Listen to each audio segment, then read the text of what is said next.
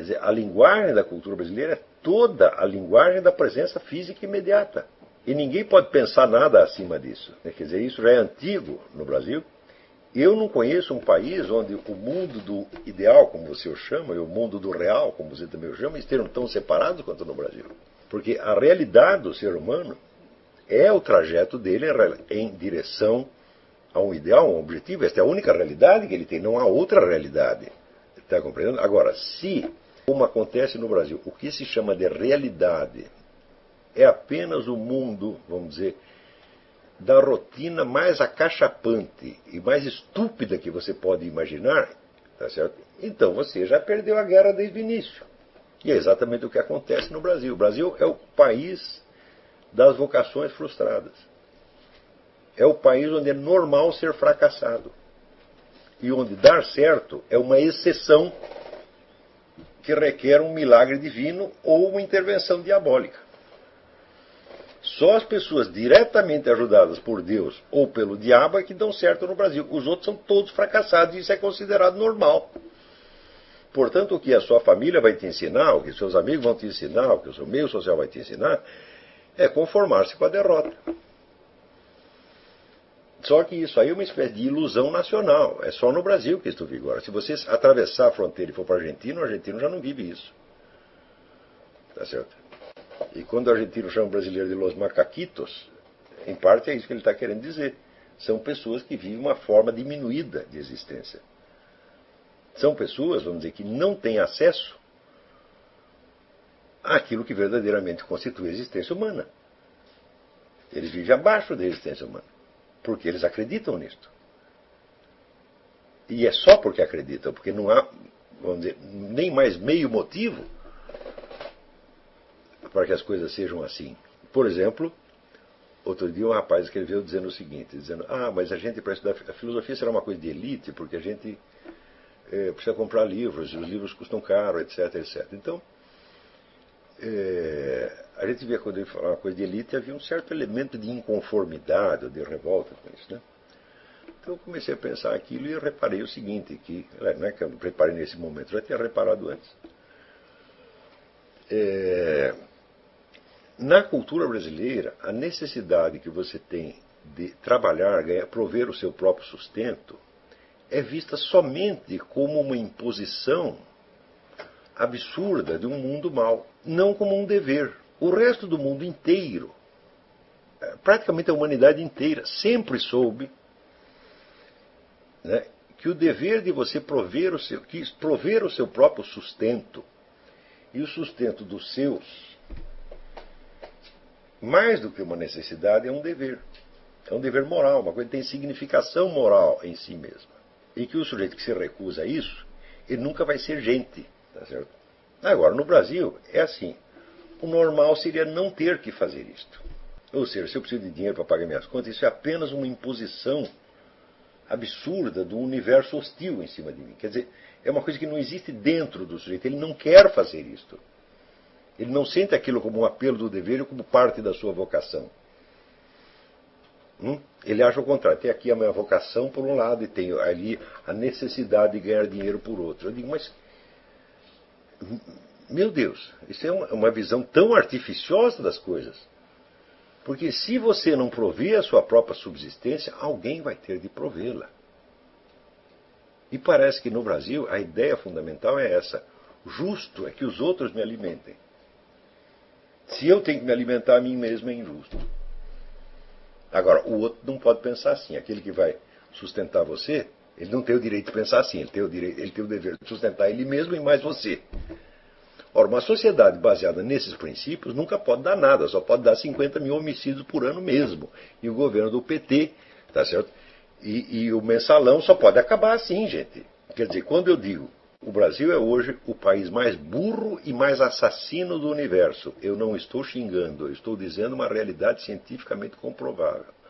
Os nossos estudantes são os piores do mundo, eles se saem pior do que alunos, do que estudantes de países muito mais pobres, e o Brasil é recordista de homicídios por ano. Então é o povo mais burro e assassino do mundo. Por que chegou a ser assim? Por causa deste tipo, vamos dizer, de mitos e de mentiras impregnadas na cultura. Por exemplo, eu sugeri que vocês lessem o livro do Orígenes Lessa, que é O Feijão e o Sonho, que o sujeito quer ser um escritor, mas ele tem que trabalhar, e a mulher dele está grávida, e tem todo aquele problema. Então, assim, de um lado a necessidade do feijão, do outro lado o sonho. Eu digo, isso é típico da cultura brasileira. Eu digo, meu filho, o dever que você tem de trabalhar, de se sustentar, de prover as suas próprias necessidades e a da sua família é parte integrante da sua vocação. Se você se recusa a fazer isso, você não merece que a gente lhe dirija a palavra, porque você é subhumano, você é um ladrão. O sujeito que acha que os outros, ou a sociedade, entre aspas, tem a obrigação de sustentá-lo e não ele mesmo, e ainda assim, pensando com essa ideia baixa, nojenta, porca, ele ainda quer ser um escritor, o sujeito desse tem que apanhar. Tem que apanhar muito. E se não é para explicar porque está batendo. Então, não vou bater em você e não vou te dar explicação nenhuma. Só vou parar de bater quando você entender porque que a gente está batendo. E isto, no entanto, dificilmente eu conheço um brasileiro que não tem esse problema na cabeça. Então, eu não posso estudar porque eu tenho que trabalhar, etc, etc. Eu falo, mas só as pessoas que têm que trabalhar é que podem estudar, meu filho. Em primeiro lugar, quantas horas você acha que você aguenta estudar por dia? Eu, que tenho prática de 40 anos desta coisa, mais de 40 anos, eu hoje consigo produzir razoavelmente uma vida de estudo 4 horas por dia. No começo você não aguenta mais de 1 ou 2. Portanto, você precisa apenas de 1 ou 2. E o que é que o seu trabalho tem a ver com isto? Nada. Porque se você tivesse o dia inteiro livre para estudar, você ia estudar quanto? 1 hora. E se você tem que trabalhar de dia e só tem de noite, você vai estudar quanto? 1 hora. Não vai fazer a menor diferença, meu filho. Quer dizer, tudo isto é baseado, vamos dizer, numa crença cultural que cria uma oposição entre as pessoas e a estrutura da realidade. Coloca elas numa situação de idealidade absurda. E como aquela idealidade não se realiza, elas acham que elas estão sendo vítimas. Eu, no começo da minha vida, tive muita sorte de ler Goethe. Goethe era um sujeito que tinha toda uma ética do trabalho. Ele diz, olha, você tem que fazer o que é do seu dever fazer, meu filho. Você está entendendo? Ou seja, você tem que trabalhar, você tem que pagar suas contas, você tem que criar seus filhos, tem que fazer tudo isso aí. Não vem com essa história de que você é artista e não pode fazer isso. Porque os artistas que fugiram às suas obrigações, que tipo de gente são eles? Jean-Jacques Rousseau? É disso que você está falando? É Jean-Jacques Rousseau que você quer ser? Joga os filhos no orfanato para você poder fazer a sua carreira literária? Sua carreira literária vai ser uma merda como foi a do Rousseau. Você vai escrever uma obra toda cheia de mentira, vai ser uma coisa sem substância e só vai fazer mal para a humanidade. É isso que você quer fazer? Então, você não é capaz de se sustentar? Então sai daqui, moleque. Vai embora. Eu não quero você como meu aluno. Arruma um emprego, torne-se um homem decente e volte. Está entendendo? É assim mesmo. Eu já fiz essa aula no sábado, que é porque eu sei que tem gente que trabalha durante a semana e não pode. E a carga de leitura e de estudo que eu estou dando para vocês é muito pequena, tendo em vista isto. Agora, vem gente com choradeira? Só no Brasil que acontece isto, gente. Isto é uma marca da cultura brasileira. E vou dizer de onde veio essa marca. Eu vou ler um negócio aqui para vocês. Isso aqui é um depoimento feito pelo poeta Jorge de Lima, em 1942. Então ele está falando do movimento modernista. Para compreender, então, o modernismo, devemos recordar a influência do grande Graça Aranha, que foi, não há dúvida, o maior animador do movimento. Graça Aranha pretendia impor normas filosóficas à Revolução com a sua estética da vida. Pretendia que o homem brasileiro atingisse a unidade vencendo a natureza que o esmagava. Era chavão repetir, no Brasil só o homem é pequeno dentro da colossidade da natureza. Aconselhava o reformador que o homem brasileiro vencesse o terror, o medo metafísico, a compreensão subjetiva impregnada de supostos atrasos que a deturpavam. Aconteceu, porém, o contrário. Os modernistas brasileiros compreenderam que ao invés do que aconselhava Graça Aranha, o homem devia se entregar às suas tendências naturais, às suas pretendidas deficiências, e identificar-se com a exuberância da sua natureza, a sua metafísica mesmo saturada de superstições. É esse amálgama de inferioridades. Preste bem atenção, isso foi uma decisão tomada nos anos 20 por uma geração de escritores brasileiros, escritores, artistas, pintores, músicos, etc., etc., que marcou o desenvolvimento da nossa cultura superior, entre aspas, até hoje. O Graça Aranha tinha escrito aquele romance, O Canaã, no qual há uma cena terrível de uma moça pobre que tem um filho, ela é mãe solteira, então ela, na hora de dar a luz, ela se esconde e ela tem o filho aí no mato e os porcos comem o bebê dela, né?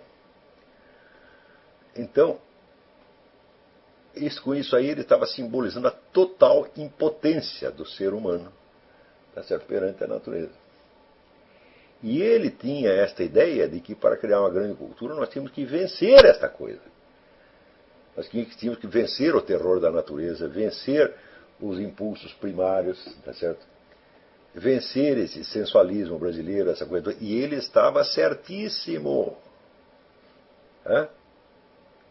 Só que daí a turma decidiu o contrário. Falou, não, nós temos que partir para o telúrico, né? Para, né, as sensações primárias, etc, etc. Bom, acontece o seguinte, o mundo das sensações primárias, o mundo da presença física, é o mundo do total isolamento do ser humano. O ser humano só consegue juntar forças no mundo do virtual, minha gente. Se ele fica apegado, vamos dizer, ao sensorial direto, cada um está isolado no seu sensorial direto, como bichinhos. Você está entendendo? E ficam impotentes perante a natureza e não conseguem se juntar para fazer nada. Você está entendendo? Por isso é que o brasileiro hoje vive nessa impotência. Ele não é capaz de se organizar para resolver seus problemas, mesmo elementares. E fica esperando que o governo resolva, mas acontece que os caras que estão no governo pensam igualzinho a ele. Está entendendo? E daí fica toda esta babaquice, tá certo? De cultuar religiões animistas, e carnaval, e candomblé, etc. Tudo isso já devia ter sido extinto há muito tempo. Isso aí só faz mal para as pessoas, pô. Isso aí tem que acabar. Enquanto continuar com esta babaquice, vai continuar os 50 mil homicídios por ano. É certo? Porque se você pensar, o que é carnaval? É uma farra sangrenta. Não é isso? Por que acham isso tão lindo? Porque são os idiotas, porque acreditaram nessa geração de pseudo-intelectuais. Quem aguenta ler os poetas do modernismo hoje? Ninguém aguenta. Aquilo é de um artificialismo, de uma babaquice sem fim. Quer dizer, para sair uma literatura boa, saiu, por exemplo, note bem, veja o contraste. Em 1926 houve um segundo modernismo no Nordeste, inspirado pelo Gilberto Freire. Não foi o modernismo paulista. Né? E dali saíram grandes escritores. Graciliano Ramos, Zé Lins do Rego. Né?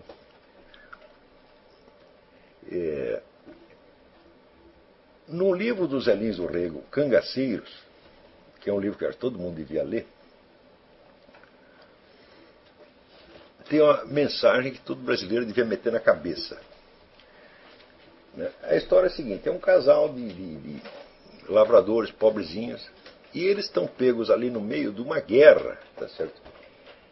Entre coronéis do sertão e cangaceiros. E hora os cangaceiros fazem acordo com os coronéis, hora briga e tal. E os coitadinhos ali no meio daquele negócio, né, levando chumbo, tudo quanto é lado, sem poder fazer nada. Né? E por quê? Porque eles nunca sabem o que vai acontecer, eles nunca sabem nem onde estão os cangaceiros, nem onde é a guerra, eles estão completamente perdidos. Até que aparece um cego, que é um desses cantadores de feira, né? E o cego é o sujeito que vai de cidade em cidade e ele ouve as vidas das pessoas, ele guarda tudo na cabeça. Então ele tem o fio da meada. E graças ao cego, aquele casal consegue mudar, ir para um outro lugar e se salvar. Entendeu? Então o que é isso? Eu acho um grande livro, mas um grande livro. Né? O pessoal dá muito mais valor a outros livros do Zé Lins do Rego, mas acho que isso aqui é uma obra-prima mesmo, porque é o quê? É o nascimento da civilização através da linguagem.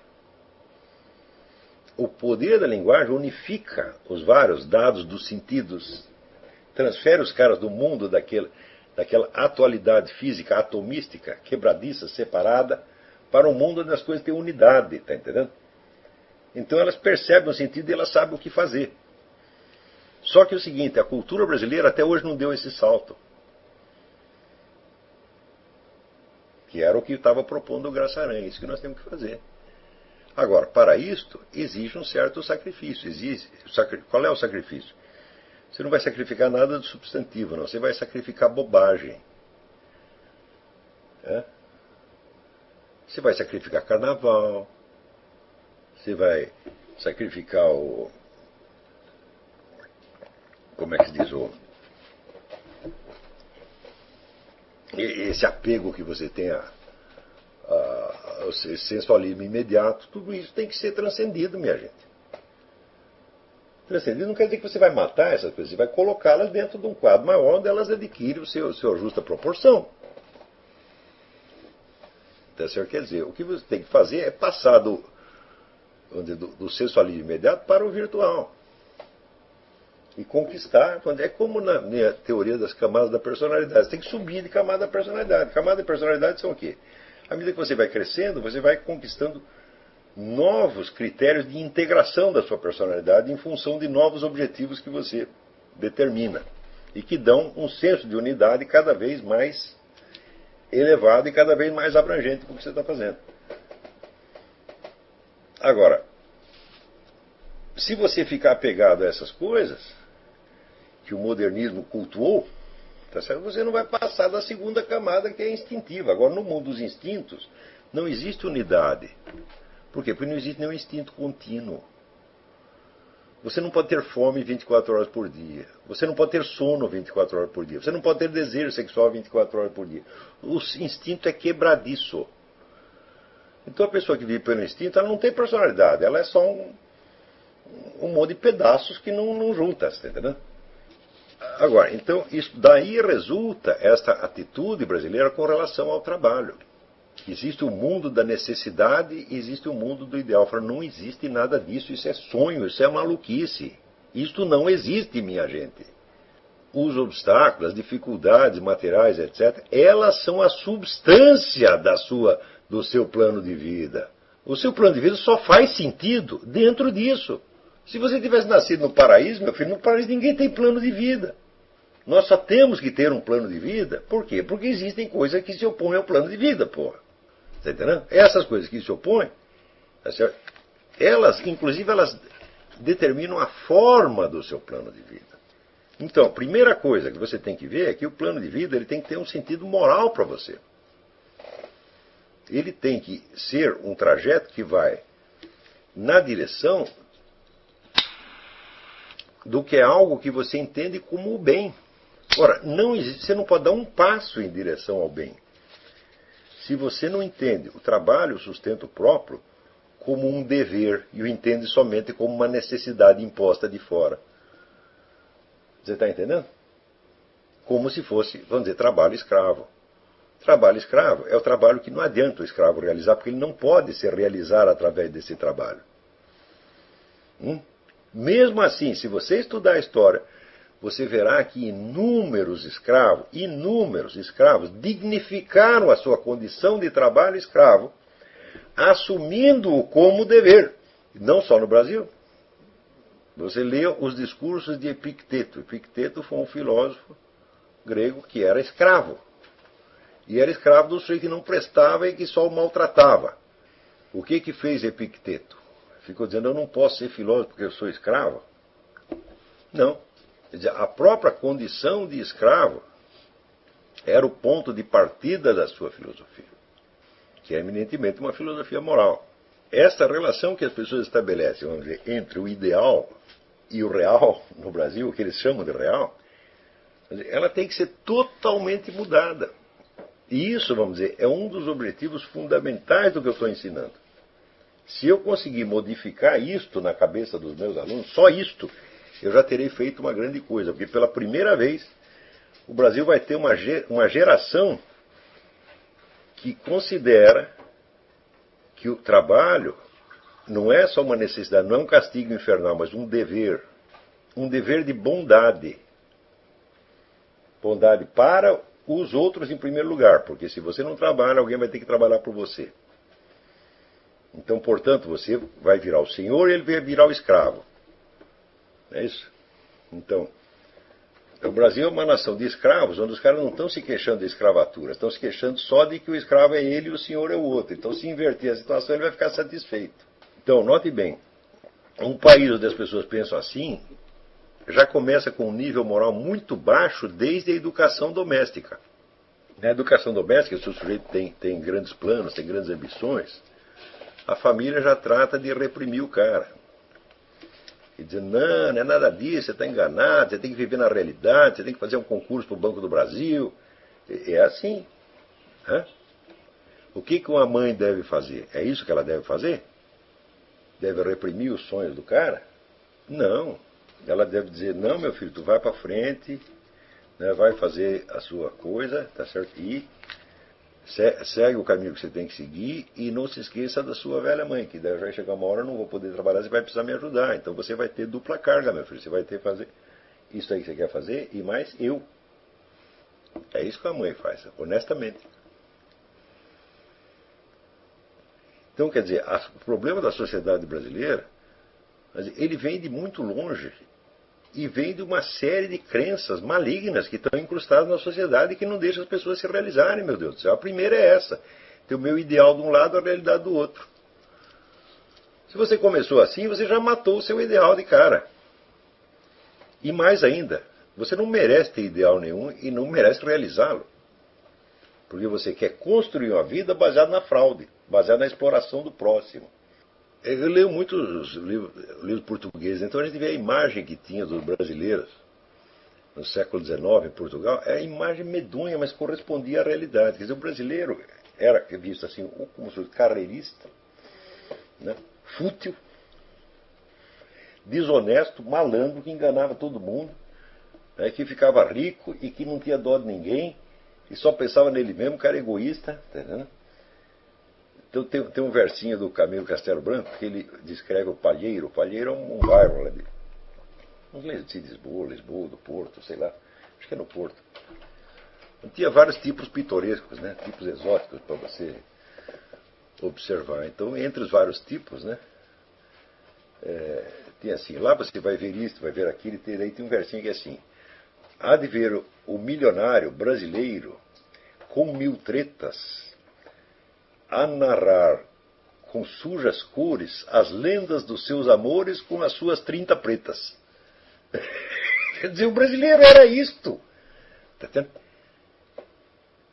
Era um sujeito que tinha lá um monte de escravo, ficava comendo todas as escravas, era isso o brasileiro em Portugal. Tá?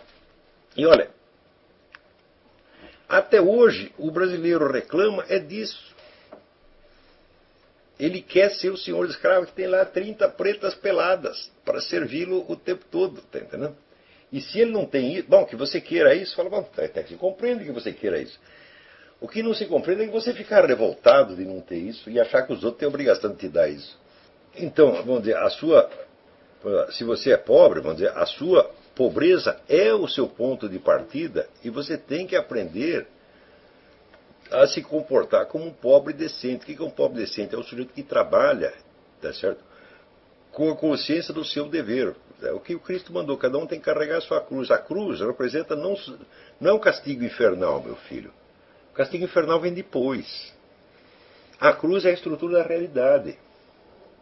Se você não arca com a realidade, o que significa a tua idealidade? Significa somente uma futilidade, um peido mental. Tá certo? Então você mesmo se desvaloriza. Está compreendendo? Vamos. Olha aqui, qual livro você indica para quem deseja saber mais sobre a história da literatura no Brasil? Tem a coleção da história da literatura ocidental do Otto Maria Carpo.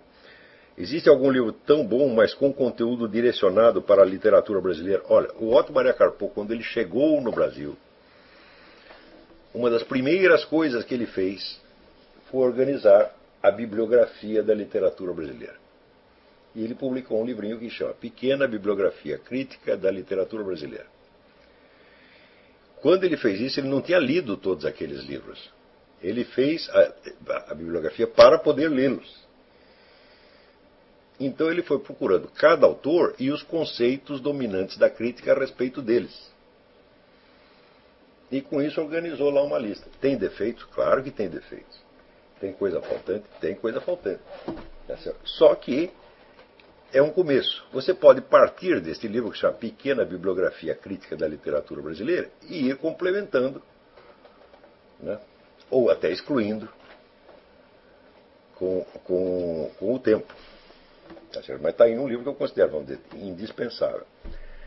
Claro que numa etapa posterior eu posso dar mais indicações, mas por enquanto o que eu quero é exatamente que você rache a cabeça tentando formar as suas bibliografias, meu Deus do céu.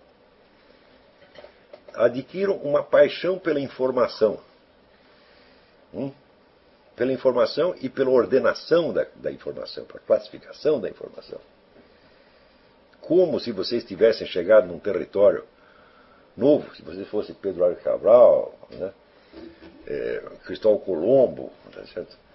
Hernán Cortés, chegou num território novo, você tem que mapear aquela coisa, da qual você não sabe nada. Este esforço de mapear, ele trará benefício para você pelo resto da sua vida de estudos. Quer dizer, você vai fazer listas e listas e listas de livros que talvez você jamais chegue a ter ou ler, mas você sabe que eles estão lá, e qual é a importância deles por isso ou por aquilo. Se você pegar, por exemplo, um bom dicionário de filosofia, como esse do Ferrater Mora, tá certo? Que existe em português, ali ele te dá um monte de dicas. Não quer dizer que ele seja completo. E não quer dizer que tudo aquilo a que ele dá importância tem importância realmente, mas você é que vai formar esse critério ao longo do tempo. Não é eu que vou lhe dar pronto. O que eu posso lhe dar pronto, eu dou pronto. Como, por exemplo, essas coisas que eu estou falando. Porque essas coisas que eu estou dizendo aqui, você não vai encontrar em lugar nenhum. Essas observações que eu fiz sobre cultura brasileira, isso aí, em lugar nenhum. Esta dica que eu estou lhe dando sobre bibliografia, não tem nenhuma introdução à filosofia que vai lhe contar isso aqui. Por quê? Porque ninguém sabe, ao contrário, porque todo mundo sabe, pareceu tão óbvio que não precisou explicar para ninguém.